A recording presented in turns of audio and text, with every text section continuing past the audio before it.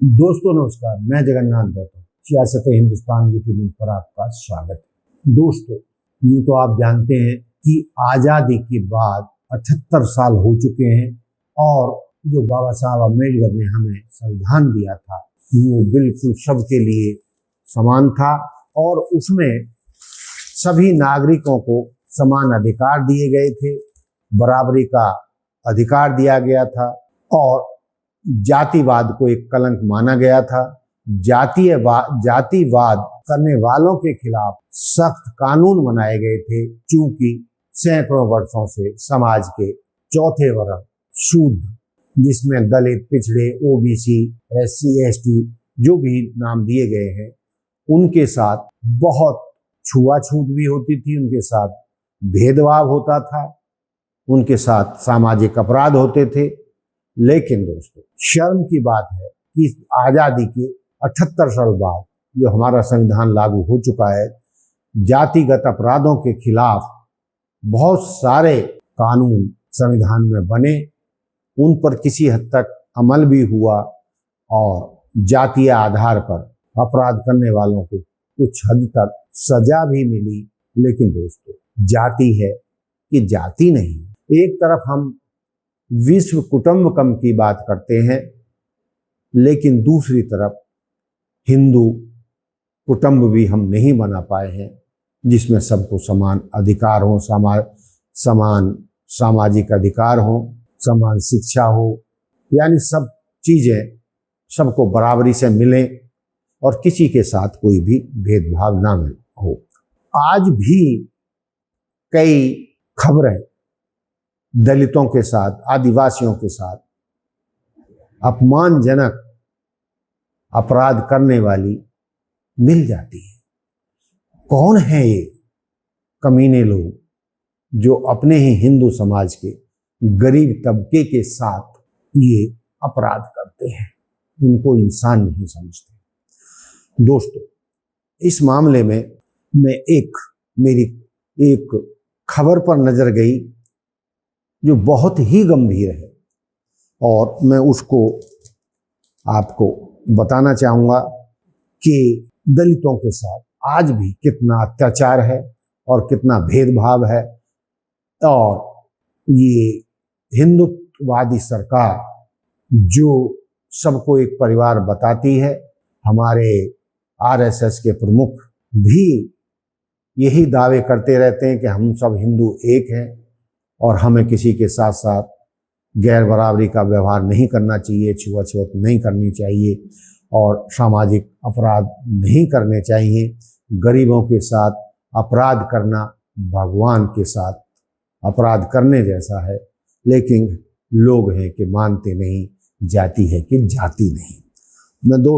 मैं इस मामले में नवभारत टाइम्स में छपी प्रकाशित हुई एक खबर के बारे में आपका ध्यान डालना चाहूँगा और इस खबर से पूरे देश को बताना चाहूँगा कि आज भी तथाकथित उच्च जातियों या कथित सवर्ण जातियों की मानसिकता बहुत हद तक बदली नहीं है और वो आज भी अपने आप को न जाने क्या समझते हैं और अपने ही समाज के, हिंदू समाज के गरीब तबके के साथ घृणित कार्य करते हैं। और ये लगातार आ रहा है। कभी आदिवासी के मुंह में पेशाब कर दिया जाता है। गुजरात से पिछले चुनावों में गुजरात में बहुत सारे अपराधों के मामले में आया था, किस तरीके से चर्मकारों के साथ जो मृत पशुओं के खाल निकालते थे उनके साथ कितना जुल्म किया गया था। यानी दिल दहलाने वाली घटनाएं होती रहती हैं और पुलिस उनके खिलाफ यदि सख्त कार्रवाई बरते, कानून सख्त कार्रवाई करे और सरकार दृढ़ प्रतिज्ञ दिखे तो इन अपराधों पर किसी हद तक कमी आ सकती है। अब मैं दोस्तों एक बात उसको बता रहा हूँ कि खबर या जो मुद्दा था मेरे सामने आया। हिमाचल प्रदेश के रोहड़ में एक दलित बच्चे के साथ मारपीट और फिर उसका कथित तौर पर आत्महत्या कर लेना शर्मनाक है। यह घटना बताती है कि आज भी समाज में जातिगत भेदभाव की जड़ें कितनी गहरी हैं। बदलाव के लिए दोषियों को दंड दिलाना ही काफी नहीं है, लोगों की मानसिकता को भी बदलना होगा। जो कहानी है, मुद्दा क्या है कि उस किशोर ने आत्महत्या कर ली। बताया जाता है कि आरोपों के मुताबिक यह घटना 16 सितंबर की है। कक्षा 6 में पढ़ने वाला 12 साल का एक बच्चा गांव की दुकान से कुछ सामान लेने गया था। बच्चा दलित था, जबकि दुकान अग्र जाति के परिवार की थी। बताया जा रहा है कि इस दुकान पर कोई नहीं था, तो बच्चा घर में घुस गया।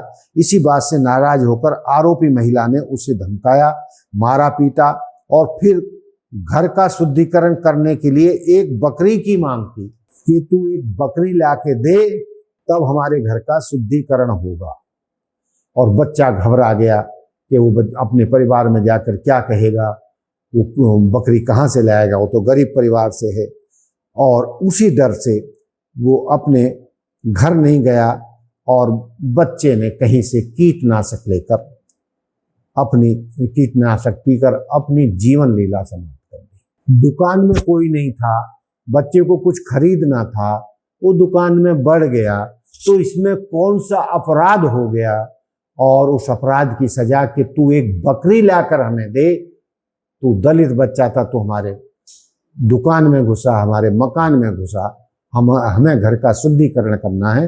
तो यदि वो एक बच्चा या दलित परिवार एक बकरी दे देता तो ही उनका घर का शुद्धिकरण होता। यानी किसी दलित बच्चे के दुकान में घुसने से भी वो पवित्र हो जाती है। इतनी शर्मनाक घटना है।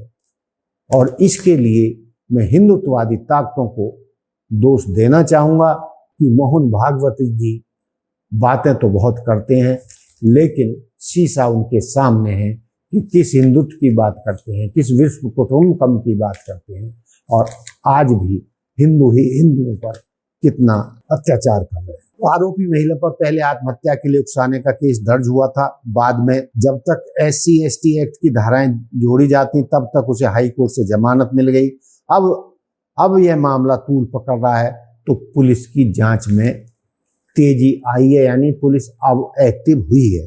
आंकड़ों में अत्याचार, आंकड़े बताते हैं कि 2022 में देश भर में दलितों के खिलाफ अपराध के 51,000 से ज्यादा मामले दर्ज किए गए थे, और इनमें से 80% से ज्यादा केवल 6 राज्यों के थे: यूपी, राजस्थान, मध्य प्रदेश, बिहार, उड़ीसा और महाराष्ट्र। इन आंकड़ों से भी ज्यादा चिंताजनक बात यह है कि SC/ST एक्ट के तहत सजा मिलने की दर में कमी नोट की गई है। साल 2020 में कन्विक्शन रेट 39.2% था, जबकि 2022 में 32.4% था। और ये समस्या हर जगह है।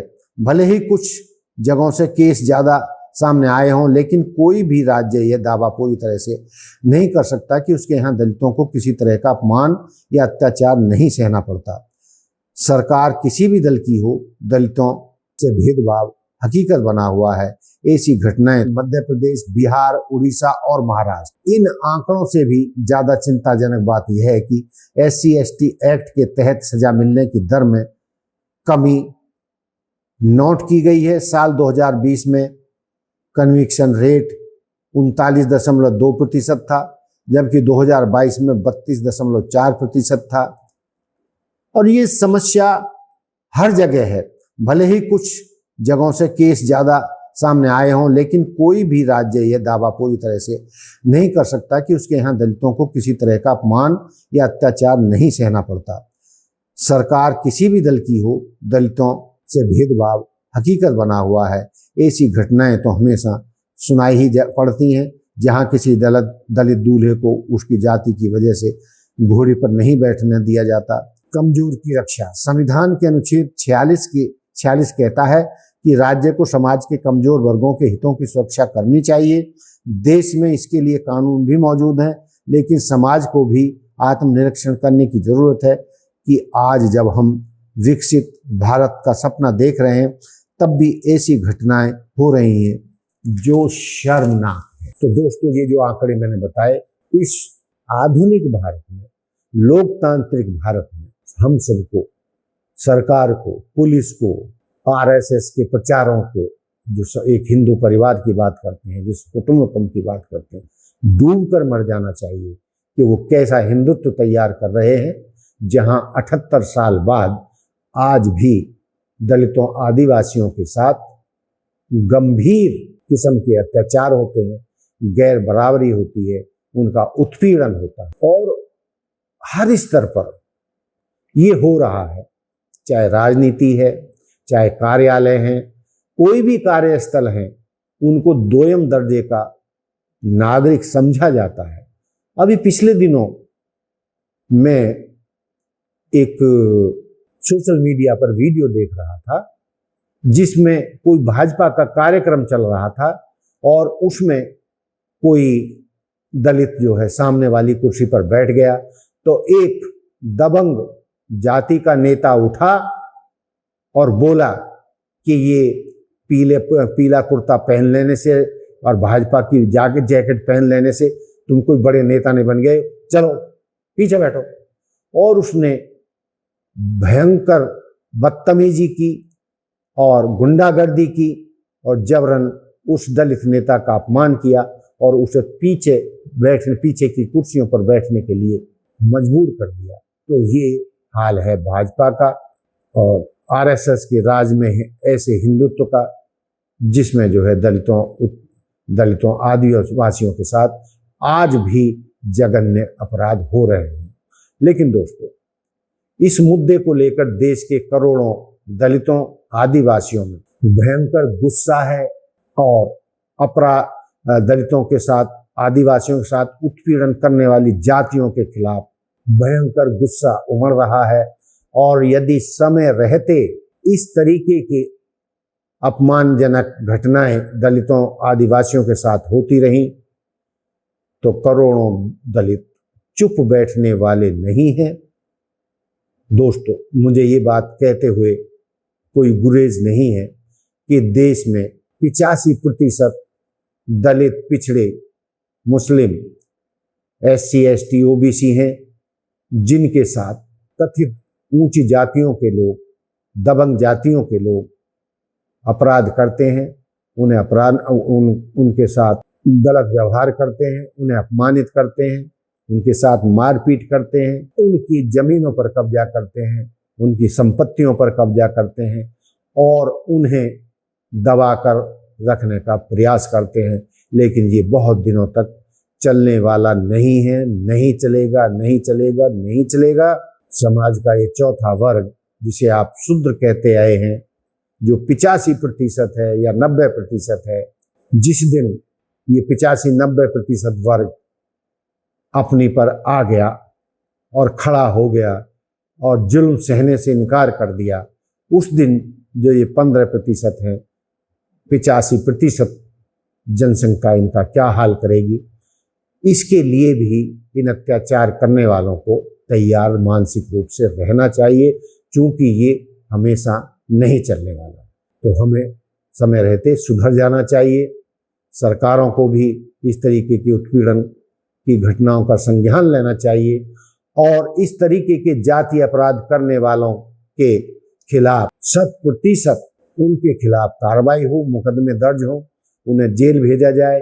यदि सख्ती से इस तरीके के अपराधों को नहीं दबाया जाएगा और जातिगत भेदभाव करने वाले, उत्पीड़न करने वाले लोगों को आसानी से छूट मिल जाएगी और वो पुलिस से बच जाएंगे, उन्हें जेल नहीं होगी, तो उनका हौसला ऐसे ही बढ़ता रहेगा और इस तरीके के अपराधों में कमी नहीं बल्कि बढ़ोतरी होगी।